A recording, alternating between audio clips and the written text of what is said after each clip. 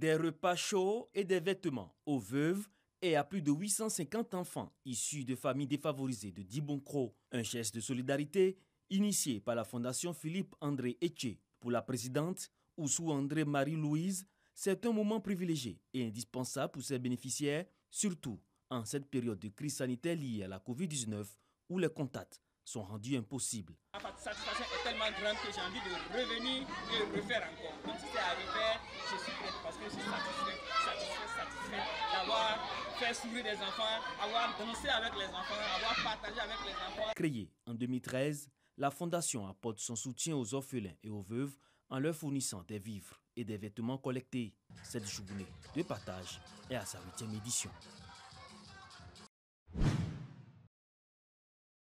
Très souvent victimes de discrimination, de marginalisation et de négligence, les personnes en situation de handicap vivant dans le monde rural sont invitées à se mettre en association.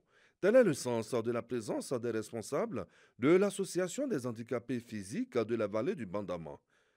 À Bende-Kwassikro, village de la commune de Boaké, une rencontre est marquée par des témoignages sur la vie des personnes vivant avec handicap en milieu rural. En dehors de nos débats ici, de toutes sortes, ils sont mis à l'écart. Et donc, à nous qui sommes dans ce domaine d'handicap, de nous mettre en valeur. Et bon, comme les parents n'ont pas de moyens, nous voulons nous regrouper, mettre nos esprits ensemble et puis réfléchir à un point commun. C'est-à-dire, dès que nous serons à même de regrouper ce que nous voulons, nous allons toucher qui de droit pour que le gouvernement puisse nous aider. Pour les initiateurs, il s'agit de favoriser l'insertion des handicapés dans le tissu social. Et si ces personnes ici sont regroupées en association, si l'association a des textes fiables, vraiment, l'association pourrait aussi, postuler pour un avenir meilleur. L'Association des handicapés physiques de la vallée du Bandama, AHPVB, compte mener d'autres actions de sensibilisation envers les personnes en situation de handicap afin que ceux-ci prennent conscience de leur utilité dans la société.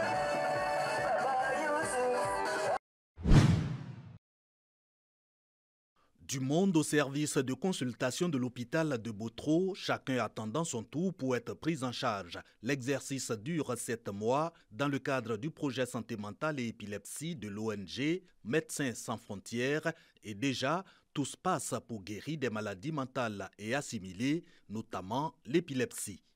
Ça mélange dans mon mémoire et puis je ne vois rien, ça me fait tomber. Ça fait 3 ans même, mais quand on a commencé à faire les médicaments là, il ne me fait plus encore. Nous avons commencé le projet, ça fait déjà 7 mois.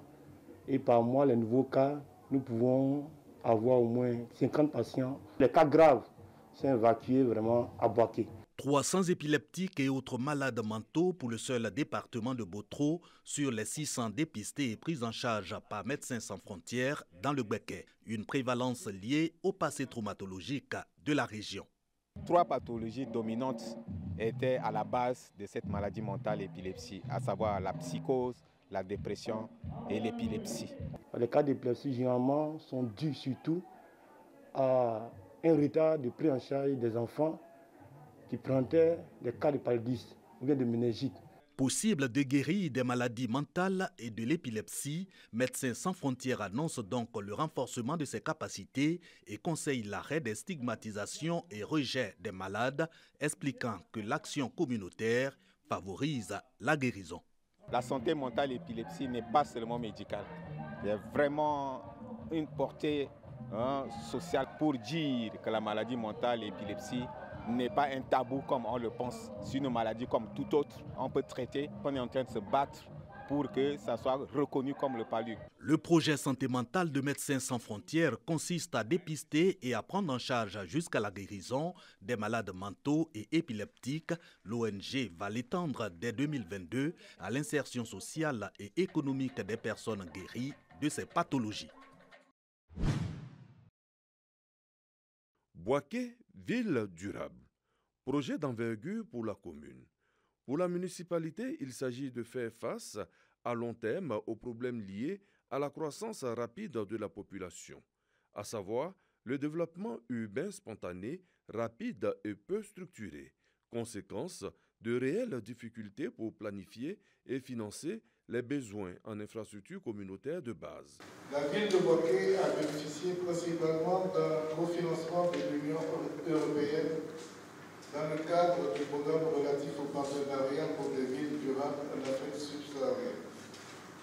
C'est le lieu de traduire tous les mots de profonde gratitude à l'Union européenne pour ce soutien incommensurable et pour sa vision selon laquelle le combat pour une planète durable doit être mené non seulement à l'échelle internationale, mais aussi à l'échelon local, en faisant confiance aux citoyens. Ce projet, présenté aux populations et aux partenaires au développement, repose sur 3 piliers majeurs: la bonne gouvernance, la formation et l'insertion de la jeunesse aux métiers verts. Il est important d'impliquer tous les acteurs de la commune à réfléchir ensemble, et aussi tous les élus, toutes les directions, parce que la commune n'est pas seule. Tous ensemble, nous devons nous mettre pour réfléchir sur un plan de développement durable. La cérémonie de présentation du projet a été marquée par la remise de chèques aux bénéficiaires pour la phase exécutive.